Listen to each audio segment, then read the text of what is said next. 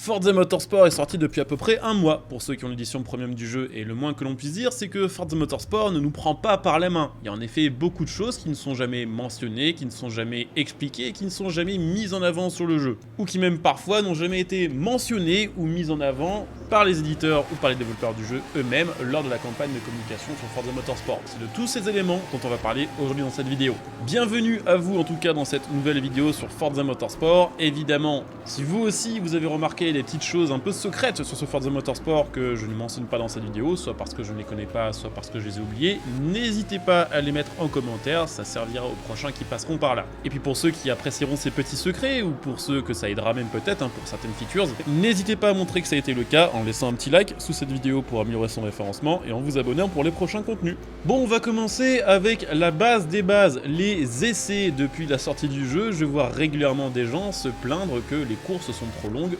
notamment à cause des essais. C'est vrai que la plupart du temps, les épreuves de carrière, c'est 4 ou 5 tours, donc en général entre 10 et 15 minutes de course, mais c'est surtout avant 2 ou 3 tours d'essais. Il y a même certains journalistes et certains youtubeurs qui sont allés jusqu'à enlever des points à leurs notes sur leur review de Forza Motorsport à cause de ces essais qui sont jugés parfois comme étant trop longs ou trop répétitifs, ce que je peux comprendre. Bon, de mon côté, je vous conseille clairement de les faire ces essais puisqu'ils vous permettent de savoir à quel moment vous allez devoir freiner avec votre voiture sur telle ou telle épreuve, comment votre voiture va se manier, qu'est-ce que vous allez devoir régler dessus. Ça vous permet également de farmer les niveaux d'expérience de la voiture et d'améliorer vos connaissances des circuits. Mais pour ceux qui n'ont pas envie de les faire en carrière, sachez qu'il suffit de faire Start sur la manette Xbox ou Échappe si vous êtes au clavier et ensuite d'aller dans Quitter et passer les essais. Si vous faites ça, ça passera la phase d'essai et vous pourrez directement lancer la course en gagnant un petit peu de temps. Sachez que par contre, une fois les essais passés, vous ne pouvez pas revenir en arrière et refaire les essais que vous aurez quittés. Sachez que ce Forza Motorsport a pas mal de kits carrosserie et de customisation un petit peu cachés et j'ai découvert ça assez récemment. Il y a pas mal de modèles de voitures qui ont des nouveaux kits par rapport à l'ancien Forza Motorsport 7 ou même par rapport à Forza Horizon 5 et ces kits-là n'ont jamais été mentionnés, ne serait-ce que par les développeurs du jeu lors d'une des phases de communication ou de présentation de ce Forza Motorsport. Mais oui, il y a des nouveaux kits carrosserie sur ce Motorsport. Il y a par exemple un kit carrosserie disponible sur la Ferrari 488 Pista.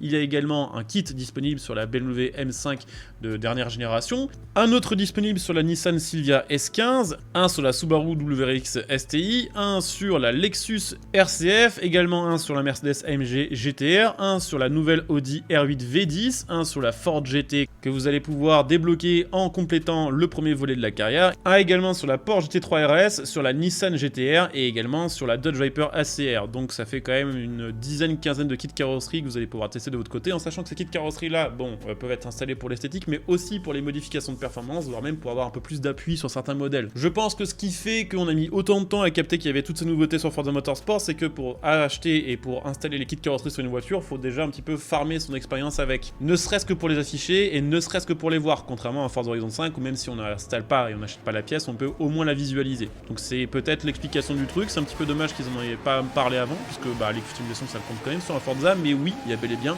des nouvelles choses sur ce Motorsport. Autre point dont je voulais parler, les ranked. Vous l'aurez probablement capté de votre côté, si vous faites de la ranked sur le jeu actuellement, les points de ranked maximum sont à 5000, c'est-à-dire que les meilleurs joueurs du monde ont 5000 de points de ranked et les moins bons ont 0. Sachez qu'actuellement il y a énormément de joueurs qui sont entre 4 et 5000 points, sur un niveau on va dire dans la moyenne haute de Forza Motorsport, mais sachez que dans les semaines et dans les mois qui vont venir, les développeurs vont agrandir la quantité maximum de points de ranked que vous pourrez obtenir de sorte à ce qu'il y ait plus de catégorisation possible. Il y aura donc une échelle 2 fois plus grande, ce qui permettra de noter avec 2 fois plus de précision la qualité de la conduite de chaque joueur, ce qui fera que probablement sur le long terme, le multijoueur va être plus équilibré. C'est vrai qu'actuellement dans le haut et low, c'est un peu le bordel et ça manque parfois un petit peu de nuance entre un bon pilote et un très bon pilote, tout simplement. Je voulais parler aussi des améliorations des réglages pour certaines voitures. Quand vous achetez un nouveau modèle, spécialement lorsque vous achetez une voiture qui a l'air d'être une voiture de course, je vous conseille vraiment de regarder les améliorations et les réglages disponibles. Il y a pas mal de voitures de course qui arrivent déjà avec des pièces course déjà installées. Sachez qu'il y a certaines voitures sur lesquelles vous allez pouvoir enlever gratuitement les restricteurs de puissance et donc gagner 150-200 chevaux sans même avoir besoin de passer ne serait-ce qu'un seul niveau d'XP.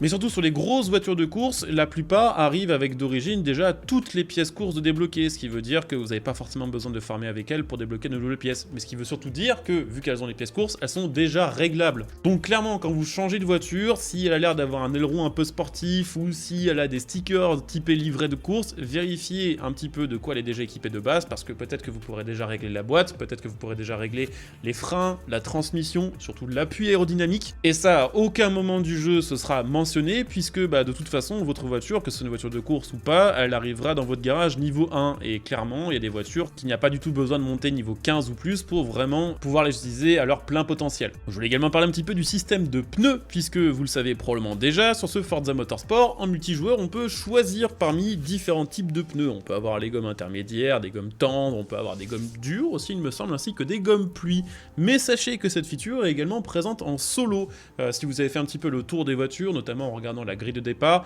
parfois vous avez peut-être vu une IA qui n'est pas en intermédiaire, qui est en gomme tendre ou alors en gomme pluie. Eh bien sachez que vous aussi, vous pouvez en carrière choisir le type de pneu que vous utilisez. Pour ça, il va falloir être équipé de gomme course. Une fois que vous avez installé l'amélioration de type gomme course, vous aurez la possibilité d'aller dans l'option pneus et carburant de votre voiture et ensuite de choisir le type de pneu que vous allez utiliser, que ce soit, il me semble, pour les essais, mais aussi pour les courses finales, en sachant que vu que les courses sur ce motorsport en carrière sont relativement courtes, en général c'est 3 ou 4 tours et les essais c'est un peu pareil, vous pouvez, grâce à cette option, la plupart du temps utiliser les gommes tendres sans risquer d'arriver en fin d'épreuve avec des gommes usées. Donc très clairement, pensez à installer les gommes courses de vos voitures, à mettre les gommes tendres et là vous aurez vraiment le maximum du grip possible à ce niveau-là. Pour terminer, je voulais faire un espèce de semi-hors-sujet dans cette vidéo, on va parler des IA. Les intelligences artificielles en carrière ou même en jeu libre, beaucoup ont remarqué que elles se comportaient des fois assez bizarrement, des fois elles nous foncent dedans et on a vraiment l'impression qu'elles sont sur des rails parce qu'elles ne freinent pas, même après une collision où on serait bloqué devant leur voiture, elles continuent vraiment tête baissée avec l'accélérateur à 100%. Mais des fois au contraire, l'IA de Forza Motorsport est hyper smart, a même des fois des moves un petit peu agressifs calculés et parfois sort un petit peu de piste à cause d'erreurs qu'on pourrait juger d'erreurs humaines. Ce qui n'est pas vraiment mentionné sur ce jeu, en tout cas ce qui n'a pas vraiment été mis en avant lors de la communication de Forza Motorsport, c'est que le système d'intelligence artificielle de Forza Motorsport est basé sur du deep learning. C'est pas une intelligence artificielle classique comme on l'a sur d'autres jeux de course où les réactions de l'IA sont codées dans le jeu en avance. Là, l'IA, ce qu'elle va faire, c'est qu'au fur et à mesure des mois qui vont passer sur Forza Motorsport, elle va récupérer les données de course de centaines de milliers de joueurs et elle va analyser toutes ces données de course pour en tirer tout simplement des comportements, des conclusions, des caractères pour apprendre peut-être sur tel ou tel circuit, si je fais ça et que le joueur fait ça, alors peut-être qu'il faut que je fasse tel ou tel truc pour mieux réagir. En gros, ce que je veux dire par là, c'est que oui, pour l'instant, l'IA de Forza Motorsport, elle n'est pas encore assez entraînée. En fait, tout simplement, elle n'a pas assez de données pour être vraiment ultra performante. Ce qui est logique puisque pendant les différentes bêtas fermées de Forza Motorsport, il y avait que très peu de joueurs qui avaient accès. Ce qui veut dire que l'IA, elle se base sur un jeu de données qui est peut-être tout simplement assez peu complet. Mais voilà, dans les mois qui arrivent, cette IA va récupérer les données des nouveaux joueurs et petit à petit, elle va avoir un comportement techniquement de plus en plus réaliste et de plus en plus humain. Donc oui, Day One, c'est pas fou, mais c'est le genre de feature qui va s'améliorer de toute façon avec le temps et heureusement parce que c'est vrai que des fois, l'IA peut foutre un peu le mort. J'espère d'ailleurs que les pénalités un jour seront calculées avec une IA de sorte que ce soit moins teubé que sur Motorsport actuellement où des fois on se fait foncer dedans et c'est nous qui prenons les pénalités et où des fois on fait franchement n'importe quoi et on prend 0 pénalité. Voilà, j'espère que cette petite vidéo vous aura permis d'en apprendre un peu plus à propos de ce Forza Motorsport. Je l'ai pas mentionné mais c'est vrai qu'à propos des nouvelles customisations il y a également des nouvelles jantes sur le jeu. Le truc c'est que la liste est un peu trop longue pour toutes les mentionner à l'oral mais il y a quand même quelques nouvelles customs à ce niveau là aussi. Mais en tout cas voilà, j'espère que ça vous aura aidé notamment en ce qui concerne les pneus,